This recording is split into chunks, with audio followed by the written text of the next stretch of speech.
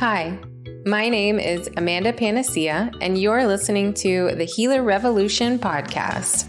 This is a community for self-healers, biohackers, practitioners, and any other helping professionals. You're in the right place if you're seeking conversations about how pain becomes passion, the connection between physical, energetic, mental, and our spiritual self, finding your body's ancient wisdom, the latest biohacking technologies, clinical research, and if you just want to nerd out about complex biochemistry and quantum physics. But this is also for entrepreneurs who seek infinite abundance and a supportive community. So pour a cup of King coffee or Sisters tea and let's join the revolution. Hi, everyone. Welcome to the Healer Revolution podcast. I am your host, Amanda Panacea, and today I am incredibly excited to get to interview Carrie Bennett. Hi, Carrie. How are you today? Hi, Amanda. I'm great. Thanks for having me on. Good. Yeah, I have on my blue blockers for today, and I don't always wear them, but I was like, I can't not wear them because today we're going to talk all about quantum science and light, which has been something I've been pretty obsessed with probably my whole life. I grew up in West Virginia and had really bad seasonal affective depression, and I got into tanning beds in high school and always really was like, I have to move to Florida because I'm sick in the winter. Like I have to be in sunlight as much as possible. So intuitively, I kind of always have been into the quantum science and circadian rhythms. So I'm really excited to talk to you today. Yeah, me too. Especially about light. It's obviously been such a life-changing and game-changing topic for me and so many clients. So I love sharing about this stuff. Yes, awesome. So 100 years ago, this wouldn't have even been a thing. So tell us a little bit about your background. How did you really get into light, studying light and quantum science? Yeah, not because it was like my graduate degree or anything like that, right? It was it was out of necessity because like so many people, I was on my own healing journey. And at the same time, I was in this unique position where I was also working with clients, I owned my own business. I owned a, personal training fitness facility. I had renters, other wellness professionals. I was a massage therapist. And, at the same time, it's a lot of stress, right? It's a lot of stress. And then you layer on the birth of my first child. And all of a sudden, it looks like I think all the stressors really combined to create a pretty debilitating state for me where I was just exhausted all the time. I could close my eyes at any time and just take a nap. But I had insomnia at the same time. I had digestive pain, like horrible, horrible stomach issues. I was just bloated. I was inflamed all the time. And that wasn't really how I was, but prior to that moment in time, I was a college athlete, a high school athlete. It's like I was really, in quote unquote tip-top shape when you look at me physically. But I was progressing to the point where I was just like, wait a second, what's going on internally? Like something is awry. And so that's when I decided to take this into my own hands and say, okay, well, if I can't get a conventional explanation about what's going on, and the functional paradigm only took me so far. The lab testing and the supplements, it only took me so far. And so then I went to grad school to study clinical nutrition, and I got a master's degree in clinical nutrition. That only took me so far. And I refused to believe that this was as good as it was going to get, right? The stories of, well, you're a mom now, and so suck it up and it's not going to be any better than this. I'm like, that's not possible. Intuitively, I knew that I was missing something literally foundational. And that's when I was scrolling on my phone late one night. I wasn't sleeping. My child, it was a horrible sleeper at the time. Now I know why. But I was just like, wait a sec, I'm missing something. And I stumbled upon an article by the neurosurgeon, Dr. Jack Kruse, who really told me about light. He was talking like in very complex scientific terminology, all about my light environment. And I thought to myself, maybe there's something to this. I've never really thought about my circadian rhythm before. And that led me down this wild rabbit hole that we call applied quantum biology, and which one of the tiers is understanding how light impacts the physical body. And I started applying some light strategies, and within 3 days, I had felt more energy and had better sleep than I had had in years. And so it, to me, was like the biggest game changer. And I wanted to know everything about it so I could continue to heal my body and then teach other people how to use it as well. Mm-hmm. Yeah, incredible. I feel like I have a kind of a similar story where you're just like, okay, I got a functional medicine degree. I became a counselor. What am I missing? Like, I still feel horrible. I still have all these issues, and all of a sudden you start to realize, oh my gosh, like it's where I work, it's the overhead lighting from the hospital I'm at, like just the light bulbs start going off when you realize just how impactful our light environment really is. Yeah, absolutely. It's something we don't think about. Like, as you said before, 100 years ago, 200 years ago, this wouldn't be a thing because we would have Right. had to have a healthy lighting environment. And these days, I don't think people realize that light does so much more for us than just give us illumination for our space, right? Yeah. Light's actually a cue and a signal. And if it's off, a lot of things can go awry. Yeah, exactly. So tell us a little bit about how important the sun is and like the difference between the sun in the morning for sunrise versus sunset and kind of all the different spectrums of light in between. Yeah, sure. This is a fun one, right? Because we've all, I think I underestimated light, right? I just would go outside and I'm like, okay, how warm is it? I would kind of base my lighting on how warm the temperature was outside. When in actuality, sunlight actually contains colors. And we've all seen those colors through a prism, through a rainbow. And it turns out that those wavelengths of light or those different color ranges of light are can be used and are used as signals to my body to optimize certain aspects of my physiology. So, for example, first thing at sunrise, you're going to have, if I were to take out my cool little device called a spectrometer, it's like this readout device where I could kind of shine it. I can like point it in at a light source, such as just outside, and it'll give me a readout as to the colors that are there. And at sunrise, you see that it's very much dominated by red and near infrared and like the warmer tones of light. And as the sun crosses the horizon right at sunrise, that's when the blue starts to intensify. And then the blue continues to intensify in conjunction with the other colors up until the sun reaches the high point at the sky at solar noon. And then it starts to go away until there's no blue coming from the sun after sunset. And that was the coolest thing to kind of see when playing around with my spectrometer, because I realized that is why we were designed to key in on the changing amount and intensity of blue light all day long to keep time in the body. We call it setting our circadian rhythm. And our circadian rhythm is everything. I'm certain you know this, right? It's like every cell in the body needs to know what time it is to understand when to increase energy production, when to decrease it, when to change gene expression, when to make proteins and receptors more active. There's a lot of timing that comes at play here. And so the way that we receive timing is through the eyes. My eyes had these little receptors in the backs of them called the melanopsin receptors. And their job is literally to capture blue photons of light from my environment. And they transduce that through a tract leading from my eyes to my brain. And the clock in a part in my brain called my suprachiasmatic nucleus. It's the clock in my brain. So essentially, I receive the blue light. These melanopsin receptors receive it and transmit that signal to my brain, and then my brain determines what time of day it is based on what the melanopsin receptors are receiving. And so perfect sense, right? If during sunrise it's very little blue and then the blue gradually increases and then it also ultimately goes away until after sunset, and campfire and candlelight that didn't contain any blue light at all. So there would be a period of no blue light at all. And then I would repeat that same pattern day in and day out. And these days, you can imagine how that can go, that timing can go awry. And therefore, so many aspects related to our circadian rhythm can go awry, from hormone imbalances, which can look like infertility. It could look like metabolic challenges. We also see challenges with things like mood. That's another aspect of the wavelengths of light. We see things like cancer. I mean, there's a whole host of things that can really get dysfunctional when we have the timing incorrect. And it's very common. Yeah, I don't know about you, right? But like before I knew this was a thing, it's like it was really easy to wake up in the middle of the night and I needed to check the time. So I'd like look at my cell phone, and that cell phone screen contains just a ton of blue light. Or first thing in the morning, I would just flip on all the lights in my house. I'd go pee, I'd brush my teeth, I'd make my breakfast, my coffee, right? And just not pay any attention to the lights, except if I could see around me or not. And Yeah. when I started to think about this, I was like, oh my gosh, no wonder I'm experiencing so many symptoms because my body has no clue what time of day it is.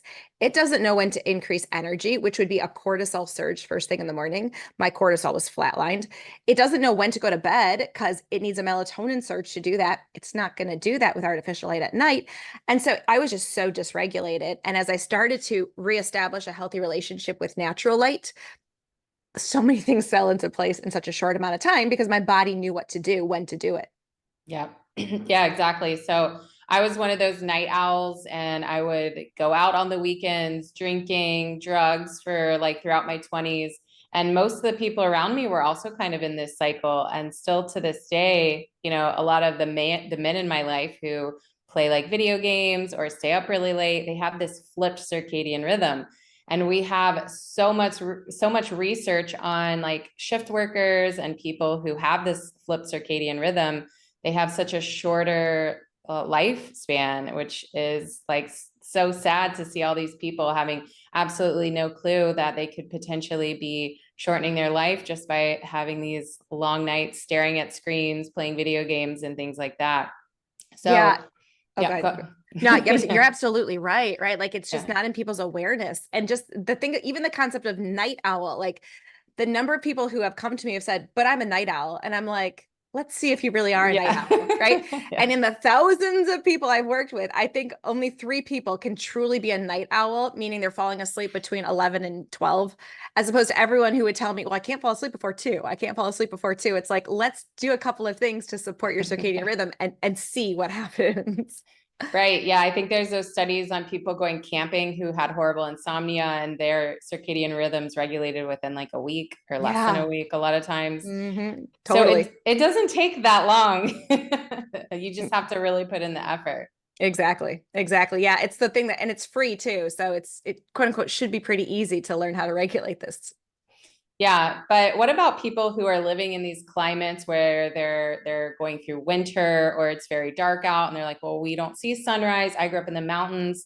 There was no sun until like late in the day. Can you still wake up and just get that natural lighting? Is that just as Yeah. beneficial?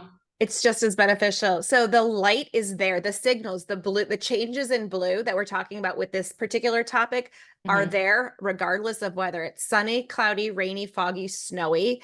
It's just being aware of needing to go outside to receive those signals. And so being in Michigan, right? And I'm on the west side of the state where we get a ton of lake effect snow. And Michigan, like wintertime from let's say December through March would be hunker down time. Like, are you kidding me? Not only did I own a gym, like I owned a fitness facility where I would have to be there at like 5 o'clock in the morning. So that threw my circadian rhythm off completely. But then I wouldn't go outside. Who wants to go outside, when it's cold and snowy? Until I realized how important it was to still go outside and get those signals. And it completely shifted. I used to have that big old SAD, that SAD lamp on my Mm-hmm. desk at work. That is a non-issue at all anymore when you realize if you can just go outside regardless of if you can see the sun or not at that sunrise time. And this, it doesn't, again, the sun doesn't have to be, it can be behind a mountain, behind a tree, behind a building. As long as you're outside near sunrise time, you're getting these changes in blue that signal a surge in cortisol, a healthy surge in cortisol to really wake you up. And for those people who are looking to optimize reproductive hormones, that's a key time as well when our mitochondria make pregnenolone, which is the master hormone in that steroid hormone cascade. So if we're not getting that morning sunlight signaling, the mitochondria aren't getting the signal to make pregnenolone. So you could imagine what that could look like on a hormone panel for people. The flatline cortisol, the issues with things like progesterone, DHEA, and then artificial light at night is a whole other way to derange hormones as well. So we can really optimize hormone levels when we start to go outside during that first morning light, if you will. Mm-hmm. Yeah, it really kickstarts the cascade of everything, including digestion. This is something I had another person on my podcast last week, actually, and she talked about the quantum energy of the food correlating also with the time of day it is, the season, the place that you exist on the earth, and how important that is. So just getting that natural lighting is also going to make sure that you can have your digestive juices at the right time, like when you need to eat breakfast, when you need to eat lunch.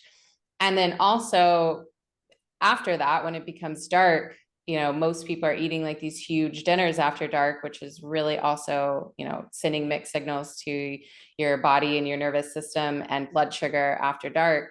So tell us a little bit more about how the light that you're being exposed to and where in the world you are and how important that is for knowing like what you can actually eat and when to eat too. Yeah, sure. Yeah, no, it's a great topic. It's kind of like a different way to view food. I think a lot of people talk about food for macros or for calories. I love to view the circadian aspect of food. So there's two things, right? We have what I would call a circadian friendly fueling window.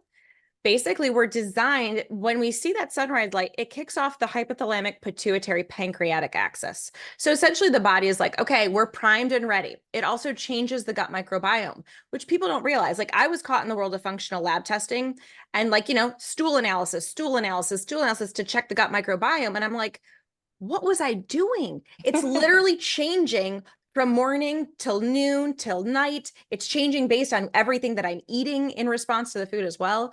And so if we get the appropriate light signaling, we're essentially telling our brain, okay, now your gut, we can start the peristaltic waves. You're more likely to have a bowel movement. All these things are priming and getting ready for food entering the body. Also, I consider a circadian safety signal, I call it. I say there's 3 safety signals first thing in the morning that the body is looking for to know that it doesn't have to be in a state of survival threat. The first one is that it needs to know the time of day, right? We go outside, we sync up with the light. Secondly, it needs to know where it is on the planet. And the way we do that is through sensing Earth's magnetism. We can sense that with the water in our bodies and various parts of our bodies that have something called magnetite. So it really does geolocate us because magnetism is different at the poles than it is at the equator. So we can really, through the light and touching the earth and being outside, really give our body a sense of what time is it and where we are. And then if we give ourselves breakfast, because all of our digestive organs are kind of primed and ready, we also signal that there is not scarcity in our environment. And if we can sync all of those things up, we start our day in a state where our body is designed to thrive as opposed to designed to be in a state of threat. And so I love it when people can think about it that way. It's like, I'm going to give myself the safety signal of eating at breakfast. And then if people want to intermittent fast, I say that's fine. Breakfast to 6 or 8 hours later. You'd be shocked at how much it lowers hunger signals at night. So if you still want the benefits of intermittent fasting, you just got to shift your fueling window earlier. Now, in terms of the food that we eat, you're absolutely right. In the same way that, like, if I'm in the middle of winter and it's snowing, I'm not going to be growing bananas and pineapples outdoors, right? And so food is essentially a signature of the light environment that it was grown under. The electrons from the food itself, the glucose that we're digesting, actually holds the light intensity under which that food was grown. And so we are literally looking to sync up what we eat to make it as seasonal and local as possible, simply because we know now that that will sync up with our gut microbiome, knowing the time of year and what fibers to anticipate or how much glucose or fructose to anticipate versus how much fat our body is more likely to digest when carbohydrates might be more scarce, such as in the wintertime. And so if we view food through the lens of circadian light and signaling time of day and time of year, it really changes things. It's not that carbs are good or bad. It's just that it depends really on, is your light intense enough for carbohydrates to be able to grow? And then add to this, Amanda, the fun thing is that, sunlight on the skin, the more intense ultraviolet on the skin improves glucose tolerance, insulin sensitivity. Like, there's so many aspects of our body that's better able to handle carbohydrates when we get the appropriate light signaling through the eyes and on the skin and pair what we're eating with that. So I'm primed in Michigan to eat tons of peaches in August if I wanted to, as long as I'm getting the signals through my eyes and on my skin, and that'll help me optimize my glucose tolerance to those sorts of foods and things like that. Awesome. Yeah, that's really incredible. And this is so cool that you can also, prime your skin to also be receptors. It's not just the eyes. There's a meme that I used to love. It was like, I'm a better person when I'm tan. And then I learned the science behind why that actually is true, like why you emotionally feel better, why your digestion is better. Like everything seems to improve when you have that, correct signal. And this is how we can get into the weeds with wearing sunglasses. Like, I'm in Florida, so it is very sunny. And sometimes it's really hard not to, but trying to like prime your eyes to be able to not wear those sunglasses. So it's the same message. Because again, if you're wearing those sunglasses, the signal can be mixed, and then we run the risk of burning. Yeah, that's exactly it, right? Like, I feel like there's been such a message literally from the 1930s and 40s onward that the sun is inherently damaging to us. And so we have to do everything we can to protect ourselves from the sun. So that's where the sunscreen and sunglasses industry really started and began to boom. And then there's this continuous fear message about sunlight. And what I tell people is that the sun is not inherently out to get us. We, with our modern lifestyles, are literally misusing sunlight. Meaning, I don't know, it might be a little bit different in Florida, but in Michigan, this is the typical situation, right? Like, it's mid-May, maybe people are outside this time of year, right? Starting, like, but the typical situation is inside for all winter long, maybe from October onward. Occasionally we'll go outside in April if there's a nice day. Come Memorial Day, all of a sudden it's like going to be warmer and you're going to have a barbecue at your friend's house. So without having received any sunlight on our skin from, let's say, March or April or all of May, all of a sudden we go outside with our sunglasses on and maybe a tank top or a swimsuit or something, and we go outside and we're in that sunlight all day long, and then our skin burns. Right. And we say, oh, I knew that sun was going to burn me. I should have put that sunscreen on. Like, that sun's out to get me. And that individual, I used to be that individual, but that individual just completely misused sunlight. The ultraviolet component of sunlight, which can cause a burn, is low. It slowly and gradually builds up until summer solstice, and then slowly and gradually goes away, throughout the rest of the year, right? And so it's like, again, just as the blue light changes throughout the day, ultraviolet light changes throughout the seasons and throughout the day as well.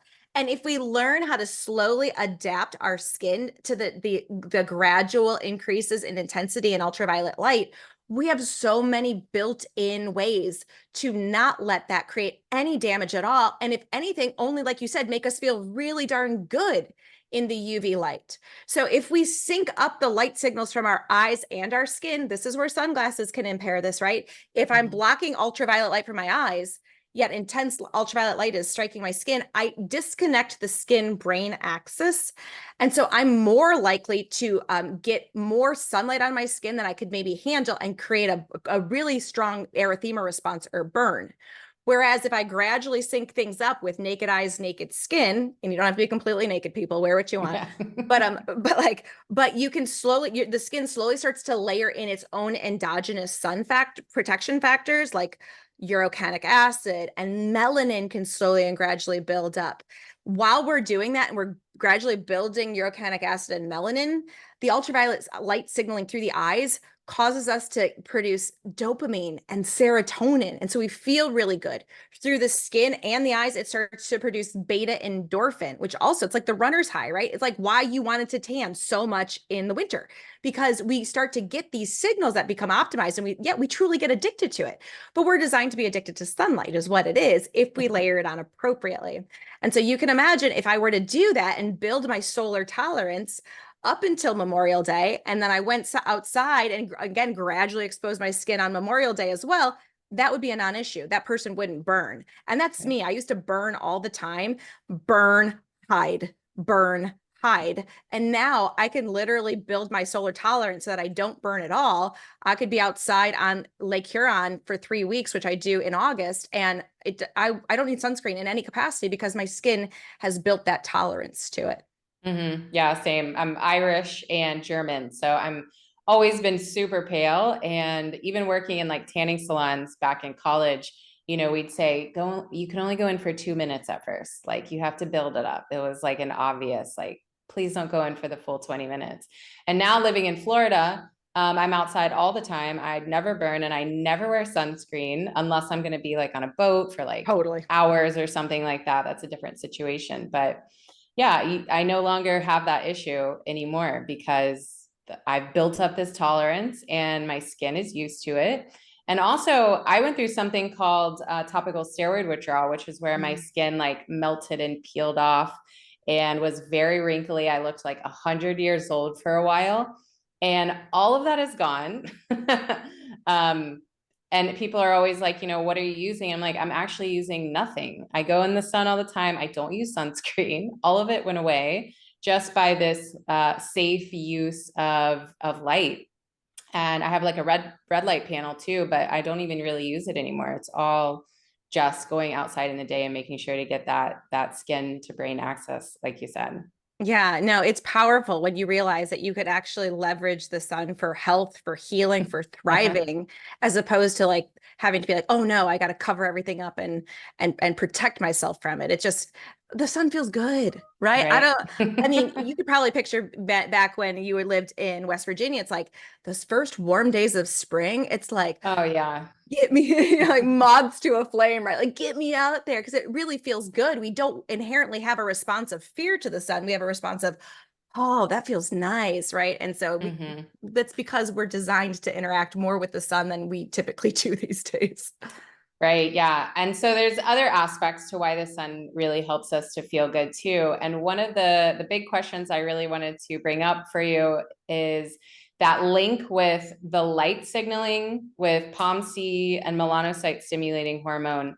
Because a lot of people I work with and what I went through as well is this mast cell activation and just chronic inflammation, chronic histamine issues, and how important light is to actually support that whole pathway with melanocyte stimulating hormone. Yeah, yeah. Oh, go ahead, go ahead. Yeah, Yeah. you're leading up to a great question, so go ahead. Yeah. So could you explain how light is helpful for like the downstream effects of inflammation, histamine, mast cell degranulation? Yes, absolutely. And so let's first get started with Yeah. how about we first get started with this concept of POMC and what POMC is in the first place. So POMC is a peptide, if you will. It's a protein made up of 241 amino acids that the brain can produce in the hypothalamus. And one of the ways that it produces it, or it's designed to produce it, is when we get ultraviolet A light on the skin, this sunlight on the skin throughout the day that contains UV. We're just the leptin that can get released from our fat will go tell the brain, hey, make POMC. And then based on what the body needs and the light signals it's getting, POMC can get cut into smaller pieces. And as it gets cut into smaller pieces, each of the smaller pieces creates something that's also biologically active, right? Meaning like a peptide, if you will, that causes the body to want to do something. I think I just referred to beta endorphin before, right? Beta endorphin is one of those peptides that can get cleaved into. So that means that POMC can make us make this endorphin that makes us feel really darn good. It's analgesic, anti-inflammatory. It's a lovely peptide that POMC can make for us.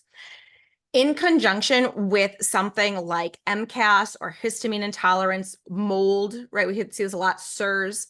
We see that there's some dysregulation in alpha MSH, which is actually another one of the peptides that comes from POMC. POMC makes 3 different versions of MSH, and alpha MSH is one of them.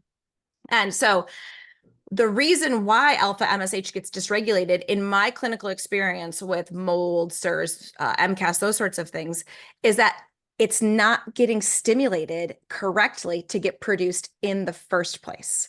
So what has to happen is we need that ultraviolet on the skin to make POMC, and then we need adequate ultraviolet light signaling to make alpha MSH, because alpha MSH, one of its roles is to actually cause our melanocytes to become activated so we can tan, right? And so we can build this melanin in our skin. And melanin, believe it or not, for people are not going to realize this, but melanin is one of the most energy important anti-inflammatory molecules we could be producing anywhere, both on our skin, and we also make it inside of our bodies as well. So without adequate melanin and adequate stimulation of this pathway, we're going to be stuck in a pattern really of inflammation, and then an inability essentially to derive energy from melanin. And it just creates a vicious, I mean, like likely the people that I've dealt with also, as you can imagine, circadian rhythm dysfunction, potentially high technology use, not being aware that that can drive histamine levels. And so it creates a constellation of just missignaling that triggers massive histamine degranulation throughout the body that can express itself in different ways. And sunlight on the skin, while sometimes it needs to be very gradual when someone has histamine intolerance, it absolutely needs to be stimulated in order for the body to optimize histamine clearance and distribution so that the body isn't hyperreactive anymore. So that would make sense to people, right? I think. Yes. Oh yeah. Yeah. Cause there's a peptide out called KPV, and it's just a 3 amino acid chain strung together, but it's from alpha melanocyte stimulating hormone. And it's like a miracle for a mast cell. It works so well. And so when I was researching, I'm like, oh, of course, light is connected to this too. That's another way that we can really support that pathway. Well, mast cell, it's tough. Any sort of mast cell, SIRS, histamine, it's very tough because these are individuals who then develop hyperreactivity to so many triggers. So they actually only have a couple of places where they truly feel safe, which would oftentimes be they create a space indoors, right? Where they've got ultra purification filters going, and and they're eating foods that they know won't trigger them. And so that really keeps them from being outside in the environment where we need the sunlight to help to stimulate these pathways. So yeah, no, super cool. I actually didn't know about that peptide, but that makes perfect sense as to why that would be a thing. Yeah, exactly. And when I was really sick, I couldn't go outside because of just the wind blowing on my skin. It was like the most painful thing ever. So I'd try to just open my door and get the natural lighting in as I still sat here like behind computer screens. So it was like not doing very well. But then during the time I was the most sick, listen to this. So I already have this blue tent to the windows, as you can tell.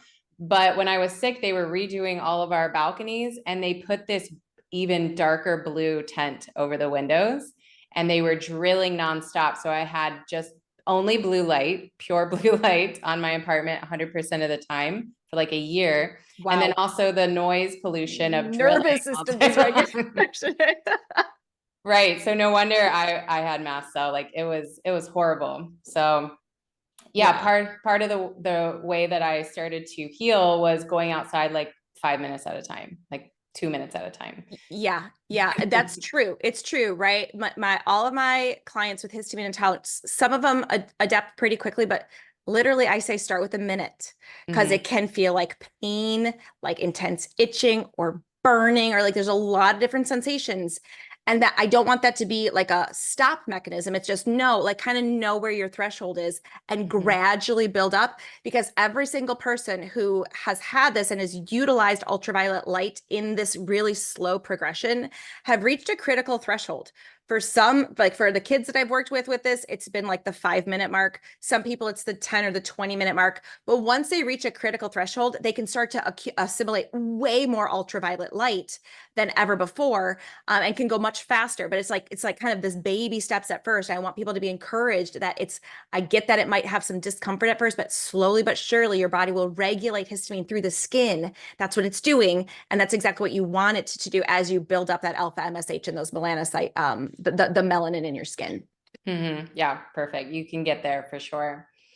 And so next I would love to talk about hydration, because this is also such a big component of people who are chronically ill, and even really people who aren't yet because of our world. I think everybody's pretty dehydrated.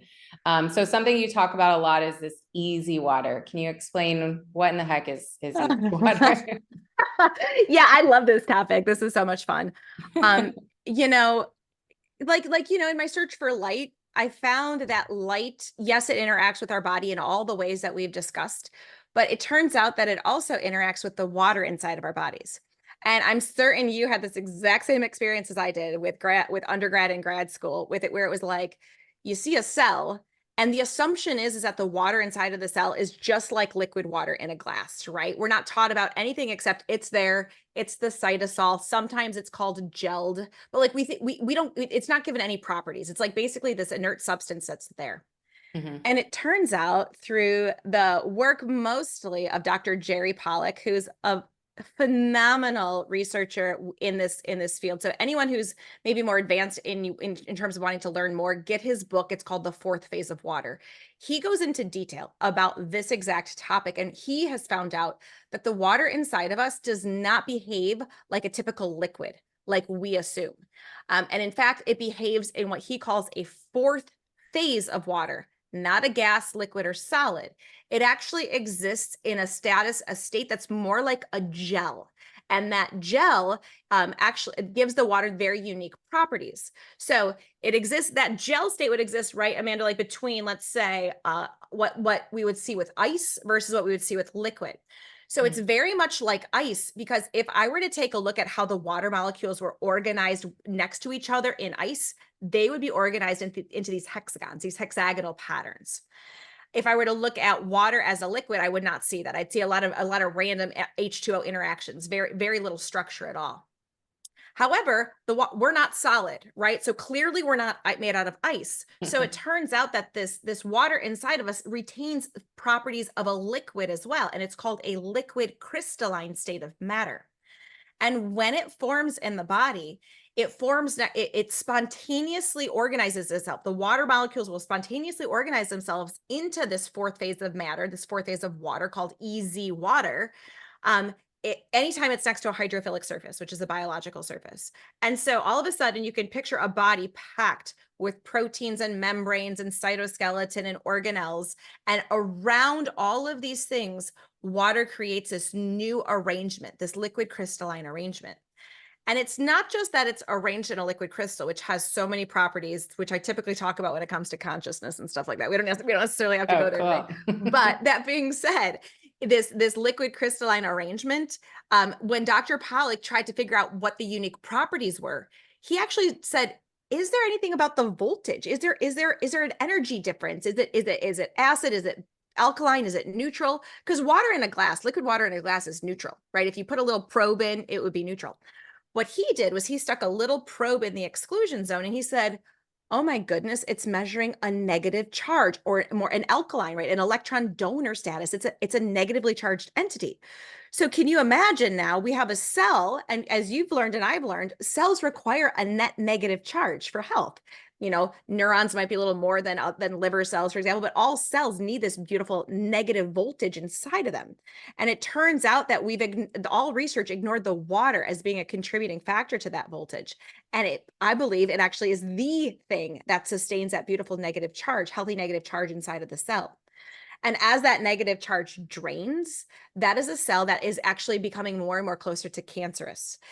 More recent research that I saw him present at a conference I was just at showed that when we drain these cells of negative charge and a certain threshold is reached, the cell gets the signal to divide uncontrollably.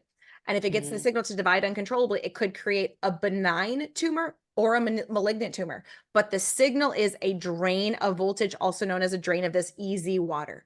And so how crazy is that? I was never taught that. You were never taught that. So literally by being having adequate amounts of this EZ water, we maintain healthy cellular voltage, which also has implications for, this is literally a battery. Because that negatively charged water forms, they actually have to kick out a proton, right? Because H2O is neutral. So as the water organizes itself into that structured pattern, to create that structured lattice, naked hydrogen is kicked out, which is a proton.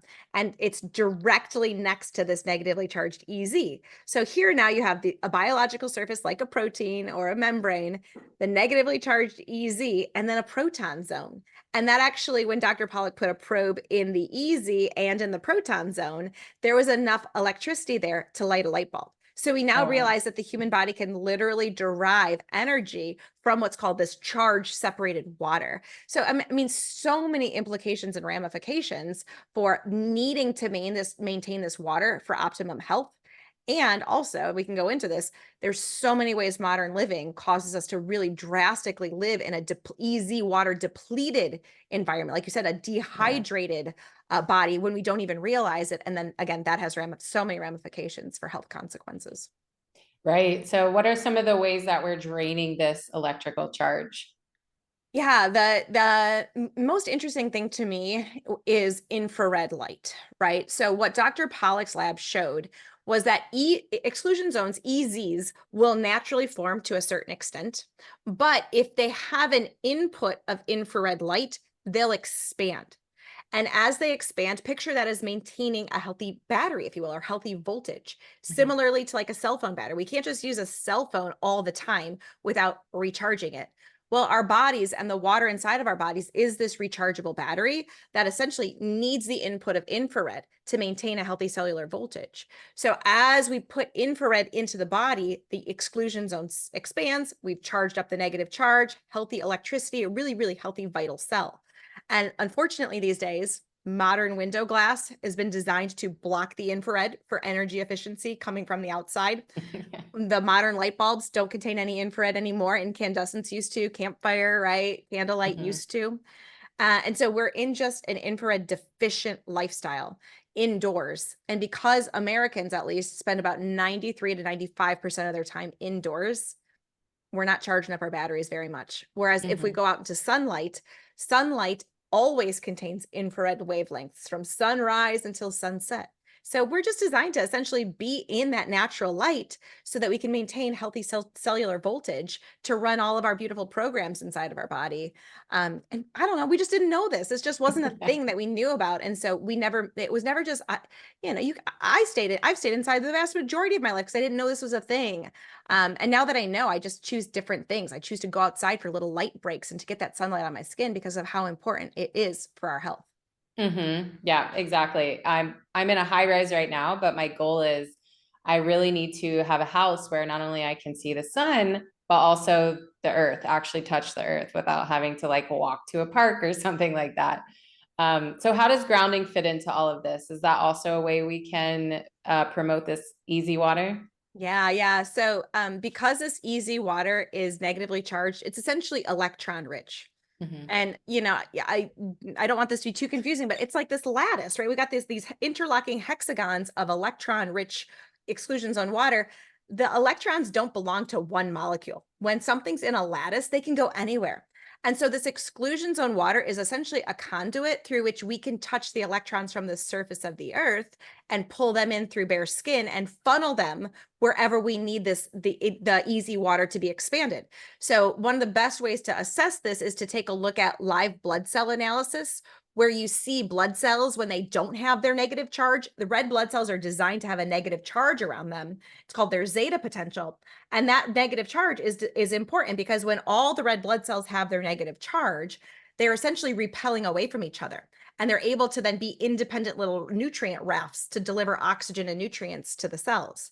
But when they've lost that negative charge, they've lost the repelling that happens when negative charges come close to each other. And so instead, they start to stack on top of each other, and it creates what's called a rouleau or a clumping effect in the blood. And you can literally see clumping in the blood on a live blood analysis, have that client go outside and touch the earth for 5 minutes. And then all of a sudden the clumping disappears because these red blood cells have reestablished that zeta potential. And that's how it happens, right? We're able to, through Earth's electrons, suck them in, funnel them through our exclusion zone water where the voltage is low, where the charge is low, and reestablish healthy function. So it's, again, something we don't do. We don't go barefoot anymore. Yeah. And so just another thing, right? Another free and hopefully easy thing for many people to start to incorporate. Yeah, when you look at that research on grounding, that's literally what they're showing is that blood clumping next to not clumpy blood, and then also like the thermograms of people's inflammation going down. And it's just mind-blowing. I hosted a retreat last month, and almost every girl there was like, I literally do not go out and touch the earth since ever I can remember. These are smart, brilliant, healthy women, and they're like, I literally have never done that. So I know.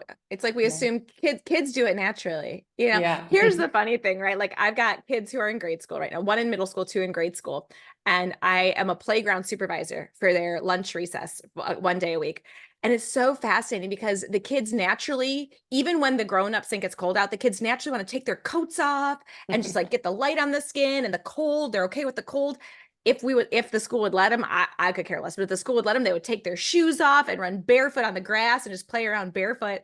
And so like a natural instinct for kids to be like, let me touch the earth, let me get the light on my skin. And then the rest of us are like, I got to cover up. I have my warm boots on, things like that. So kids are very instinctual, and then it just seems to go away. So we just have to keep this as a thing, right? We got to keep doing this, people.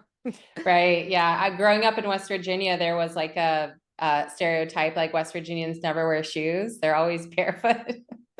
And I'm kind of like, I'm going to bring that back, even though I'm not living there anymore. I think that that's beneficial. There you go. Yeah. And then that should say, yeah, West Virginians are smart because they never wear shoes. Right? Well, there's some debate there, but yeah, and that. Maybe the never wearing shoes part right there. We can at Yeah. least say, right? Yes, this being connected to the earth, being connected to nature more, Nature. definitely, yeah, instinctual. I've only Um, I've only ever driven through West Virginia, but like it is nature, right? Like yeah, you have lots of access to nature there, which I think is lovely. But yeah, I hear what you're saying. yeah, it's still pretty much exactly the same since when I grew up there. Like, it's just one of those places where nothing changes. Like, so growing up there was like, get me out of here. But now going back, I'm like, oh, this is nice that everybody's still really nice to each other, and there hasn't been any huge corporations coming in and taking over or anything like that. So Right. it's got pros and cons. Pros and cons. Yeah. Yeah.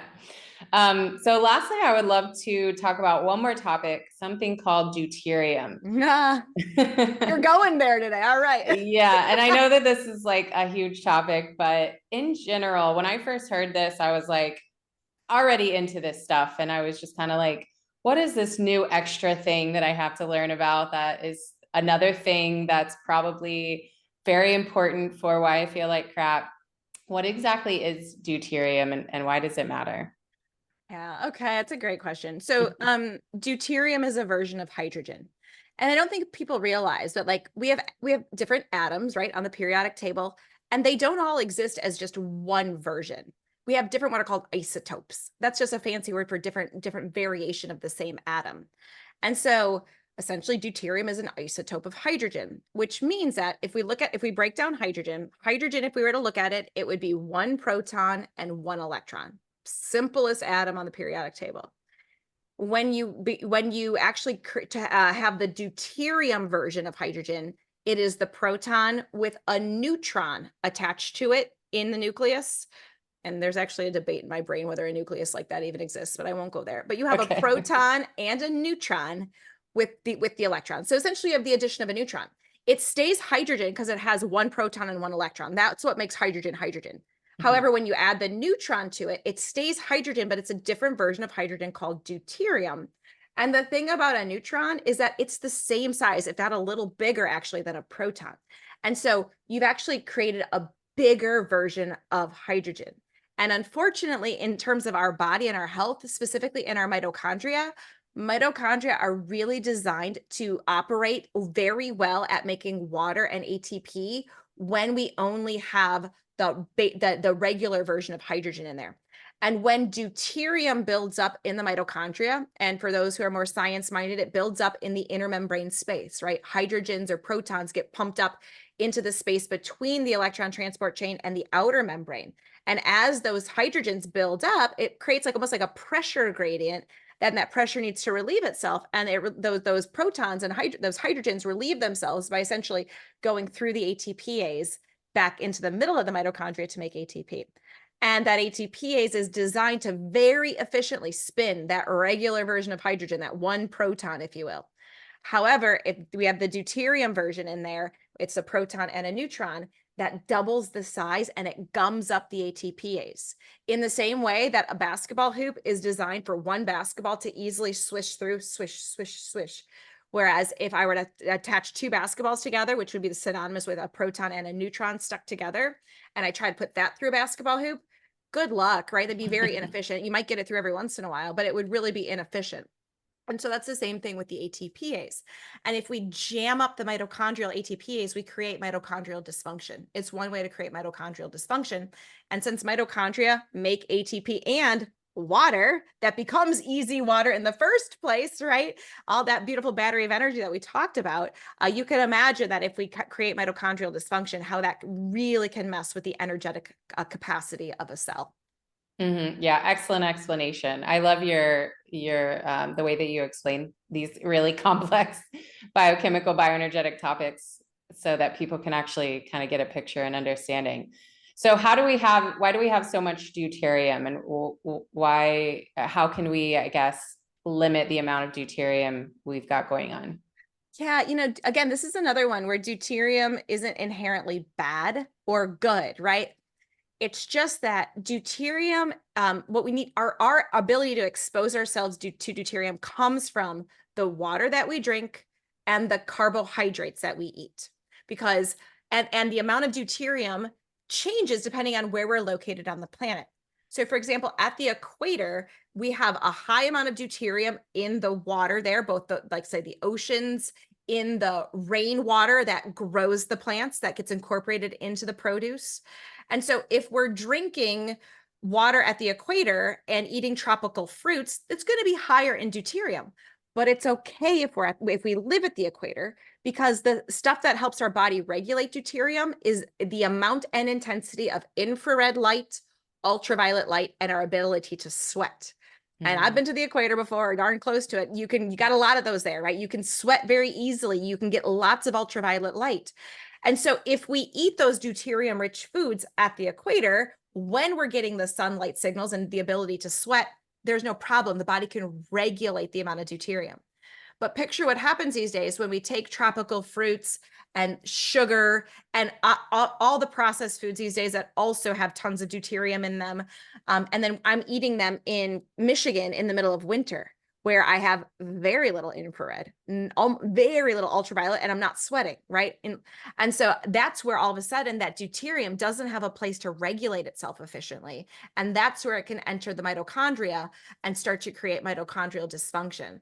And again, it's not an overnight thing, but over time, you create dysfunctional mitochondria. They're in dysfunction. They create mitochondrial damage, a damaged cell. The damaged mitochondria divide into new cells, and you can create a critical threshold in a tissue where all of a sudden the mitochondria are dysfunctional because of this, and that expresses itself as a symptom these days. And there is a huge connection to deuterium and cancer these days, because the cells can't make the adequate water, the voltage drains, they divide uncontrollably. So just another thing to pay attention to in terms of going beyond the topic of carbs good, carbs bad, right? Vegan, carnivore, whatever it is. It's like, wait a second, let's bring deuterium into the conversation, realize that this is really a thing. And it's definitely a component of seasonal and local eating, because it ties to our light environment so much. Right. So even if you've never heard this word before, still go back to the beginning and touch the earth, go outside. Also, you can't see it right now, but I have an infrared sauna back here. So that's something also that, infrared saunas can be helpful with, besides all of the other benefits they have. Or maybe this is one of the reasons why people feel so much better when they're doing them regularly too. We just didn't have the science to know about it. For me, sunlight is great when you have it, but like a sauna can be a lovely tool to build exclusion zone water, because it's at infrared. You can open drainage pathways with the sweat. You can detoxify so much through the sweat. And interestingly, the way that infrared regulates deuterium, yes, it's through sweat, but also exclusion zone water holds deuterium in the body where it's not damaging. And so you can imagine having adequate amounts of exclusion zone water, our body can hold deuterium in that exclusion zone water lattice, so it can't get to the mitochondria and cause an issue in the first place. So much more to it. Yeah, right. And so isn't deuterium good for some things though? We don't want to just like totally avoid it altogether? Yeah. No, I mean, deuterium is a growth factor, right? And so we need to have some deuterium in our body to actually regulate growth. Kids, for example, need deuterium to regulate growth. Deuterium in the bloodstream, we can have it in our endothelial lining. And when we get light exposure on the skin, that can create more energy in our blood. People don't view blood as like a way to ferry light and photonic energy through the body, but it absolutely is. And so that's dependent again on the deuterium in that endothelial lining. So no, deuterium maintains the correct length tension relationship of our collagen and our connective tissue. And so if we don't have deuterium, like adequate deuterium, that's bad too. Like that's not a good thing. So it's not something we have to like fear and avoid at all costs. It's just be aware. I'm not going to go on a tropical fruit smoothie diet and processed food diet in the middle of winter, because deuterium can really get dysregulated there. Yeah, makes sense. If something's in our body, like innately, then it's not just black and white, good or bad, like histamine either. Like none of those things are. Exactly. Awesome. Well, I could probably ask you like 500 more questions, but I'll respect your time for today. Tell everyone about your programs. You have some really affordable programs that I've taken advantage of before. How do they find you, and what do you have available currently? Yeah, thanks, Amanda. So carriebwellness.com is my hub for all my stuff. I've got courses from super comprehensive courses for practitioners all the way to like webinars and even like these little $14 and $15 challenges that last for, multiple days to get to drip this content to people. And so that can all be accessed at carriebwellness.com. And then there's a blog there. I have a YouTube channel where I put at least 2 videos a month. I'm not great at doing it, but 2 videos a month. But Instagram is my home where I'm always trying to, on a regular basis, put content out around this stuff because of how important I think it is. And it's a great way just to start to say, okay, I kind of understand this, but I want to dive deeper. So go to Instagram and check out all the posts I have. It'll really help you learn more about the importance of the things like we talked about today: light, water, mitochondria, electrons, those sorts of things. Perfect. Awesome. Great. Thank you so much, Carrie. I look forward to all of your other content you put out. I'm a big fan of all of it. And maybe next time you can come on and talk about consciousness and some of these advanced topics. Totally. That'd be so much fun. Yeah. Thanks for having me, Amanda. I had a great chat with you. Awesome. Thank you so much. Thank you everyone for listening. Have a good day. Bye-bye. Thank you, everyone. I am just so thrilled that you're listening to the Healer Revolution podcast. This has been a huge passion project for me and super therapeutic on top of that, helping me to use my voice and connect with other like-minded individuals. So if you're enjoying the podcast, please like and subscribe. Please share on social media or with your audience or friends or loved ones. I truly appreciate it. It does take a lot of time and financial costs to run the podcast, and it is not a moneymaker, let me tell you. So if you are enjoying this, I would truly appreciate your support just by sending me a post, a like, and a subscribe. Thank you so much.